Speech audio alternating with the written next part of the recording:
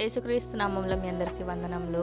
ఈరోజు దేవుని వాక్యం, మనలో కార్యసాధకమైన తన శక్తి చొప్పున మనము అడుగు వాటన్నింటికంటేను ఊహించు వాటన్నింటికంటేను అత్యధికముగా చేయ శక్తి గల దేవునికి క్రీస్తు యేసు మూలముగా సంఘములలో తరతరములు సదాకాలము మహిమ కలుగునుగాక.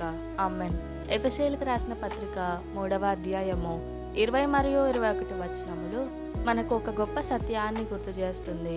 మనం ఎంత పెద్ద కలలు కనినా, ఎంత పెద్ద ప్రార్థనలు చేసినా దేవుడు వాటన్నింటికంటే ఎంతో అధికంగా చేయగలవాడు. ఆయన శక్తి మన బలంపై కాదు, ఆయన కృపపై ఆధారపడి పనిచేస్తుంది. కాబట్టి నిరుత్సాహపడకుండా దేవుని మీద విశ్వాసం ఉంచుదాం. ఆలస్యం జరిగినా ఆయన కార్యం ఎప్పుడూ ఉత్తమమే. మన జీవితాల ద్వారా ఆయన నామానికి మహిమ కలిగేలా జీవిద్దాం. దేవునికే యుగ యుగముల వరకు మహిమ కలుగునుగాక. ఆమెన్.